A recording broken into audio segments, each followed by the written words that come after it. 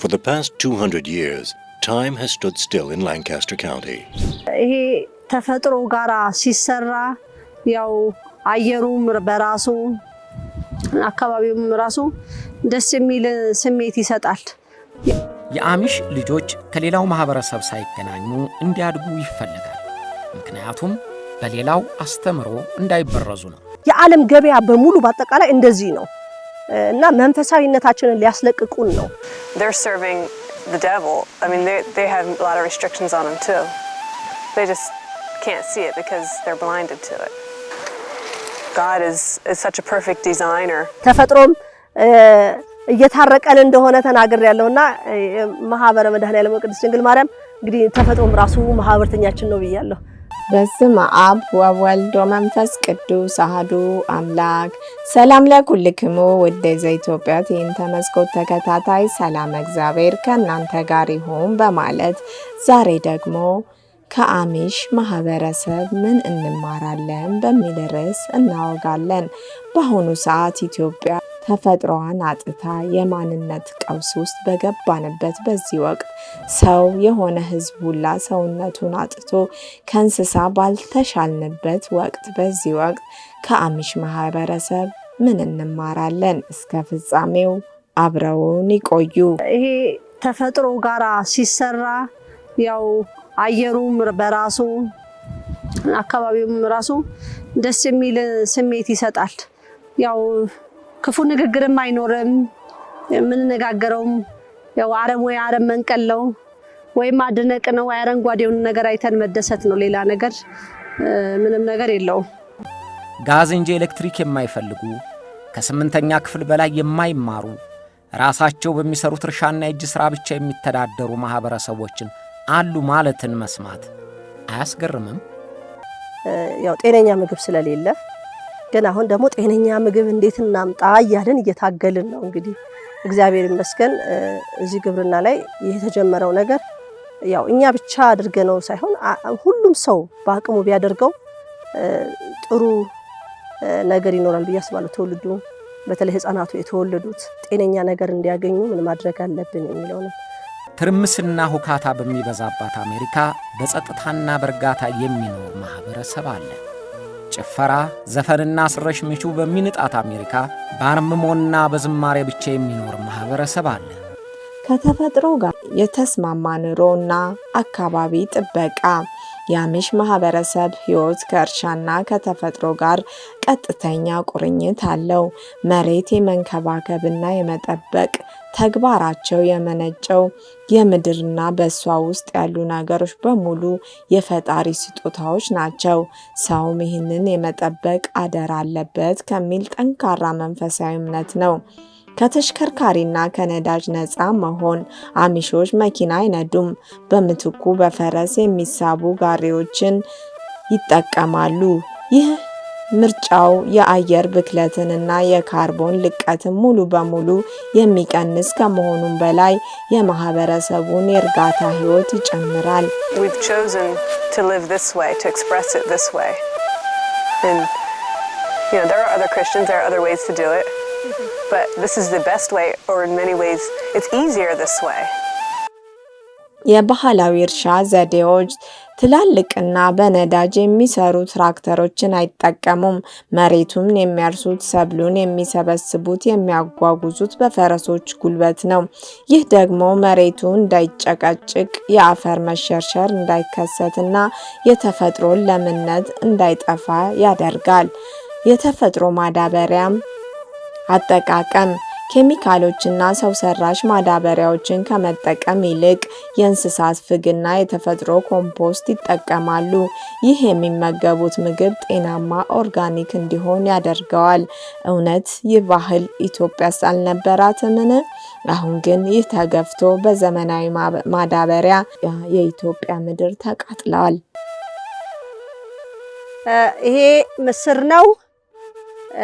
ዛነ ግብርና እንዳለው ባለፈው ከዘሩት የዘር አንስተው ነው አሁን ደግሞ በዚህ አመት እንደገና ይሄ የተዘራው ማለት ነው። የባለፈውን አመት የዘሩትን ዘር ይዘው ሳይሸጡት ማለት ነው ዘሩን እንደገና ዘርተውት ይሄው በጠግ ድረስ የምታዩት ከጫፍ እስከ ጫፍ ድረስ እንደዚሁ ዘር ነው ማለት ነው።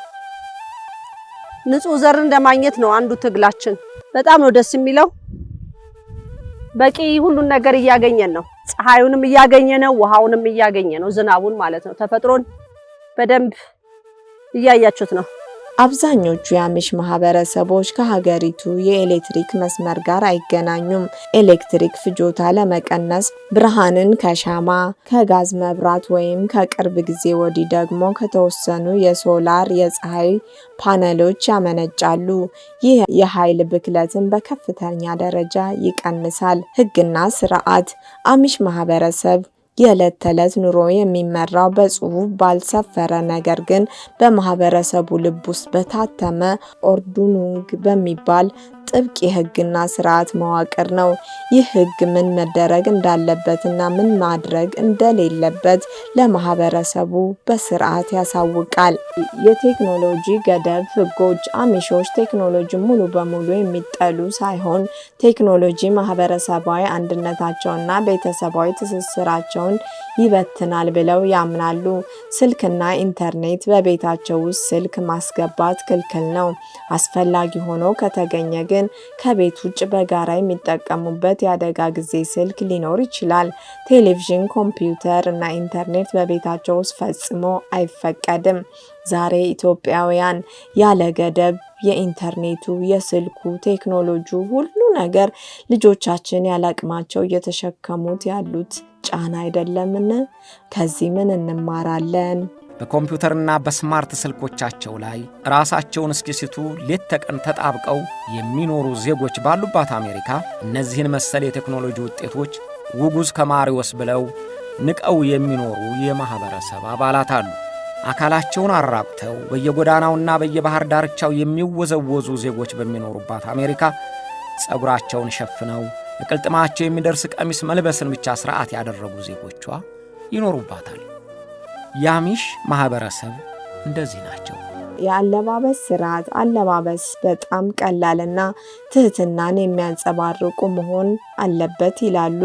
ወንዶች ረጅም ሱሪ፣ ሸሚዝና ኮፍያ ከገለባ ወይም ከሱፍ የተሰራ ይለብሳሉ። ያገቡ ወንዶች ጺማቸውን ማሳደግ ግዴታ ነው። ሴቶች ደግሞ ረጅምና ጥቁር ወይም ሰማያዊ አንድ ቀለም ብቻ ያለው የተለያየ አበባ ምን ያለው ልብስ በአሚሽ ማህበረሰብ አይፈቀድም። ጸጉራቸው ደግሞ በነጭ ካፕ ይሸፈናል። ጌጣጌጥና ሜካፕ ፈጽሞ በዚህ ማህበረሰብ ላይ የተከለከለ ነው። ማህበራዊና ኢኮኖሚያዊ ህጎች የመከላከያ ሰራዊትና ክስ ክልከላ።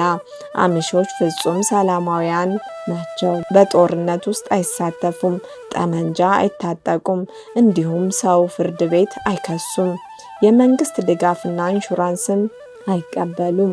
መንግስት ምንም አይነት የጡረታ ወይም የጤና ዋስትና ድጋፍ አይቀበሉም። አንድ አባል ቢታመም ወይም ንብረቱ ቢጠፋ፣ ለምሳሌ ቤቱ ቢቃጠል ቢወድም መላው ማህበረሰብ ተሰብስቦ በጋራ ይረዱታል እንጂ ኢንሹራንስ ተጠቃሚ አይሆንም። የህግ ጥሰትና ቅጣቶች በአሚሽ ማህበረሰብ ውስጥ ህግን መጣስ ትልቅ ዋጋ ያስከፍላል። አንድ አባል የኦርዱኑንግን ህግ በተደጋጋሚ ከጣሰና ንስሐ ለመግባት ፈቃደኛ ካልሆነ ሁለት ዋና ዋና እርምጃዎች ይወሰዱበታል። የመጀመሪያው ሜዱንግ ይባላል። በማህበረሰቡ ላይ ማግለል ነው።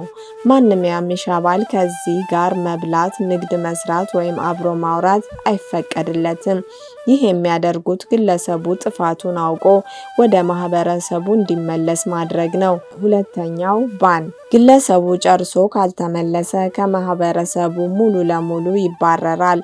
የአሚሽ ወጣቶች እድሜያቸው 16 ሲሞላ ወደ ዘመናዊው ዓለም ወጥተው የፈለጉትን ህይወት እንዲያዩ፣ ፊልም እንዲያዩ፣ መኪና እንዲነዱ፣ ዘመናዊ ልብስ እንዲለብሱ እድል ይሰጣል። ይህ ጊዜ ረምስፕሪንጋ ይባላል። ከዚህ በኋላ ወጣቱ የአሚሽ ህይወት መርጦ በራሱ ፈቃድ ከተጠመቀ የኦርዱኑንግን ህግ በህይወት ዘመኑ ሁሉ የማክበር ግዴታ አለበት። የሚገርመው ከ80% እስከ 90% የሚሆኑ ወጣቶች ዘመናዊውን ዓለም ትተው ወደ ቀደመው የአሚሽ ማህበረሰብ ይመለሳሉ።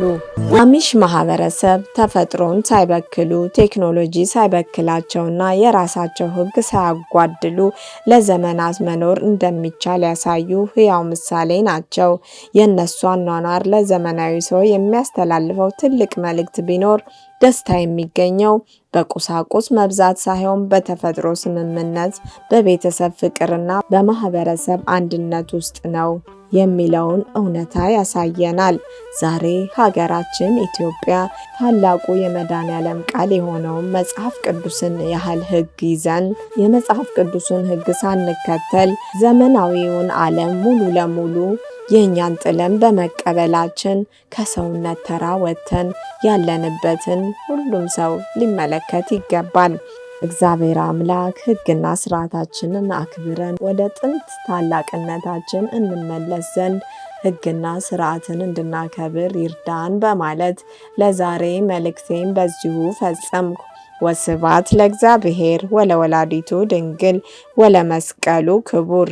ይምሃረነ ወይሰሃለነ በርትዕት ተዋሕዶ ሃይማኖት ያጽናአነ ለይኩን።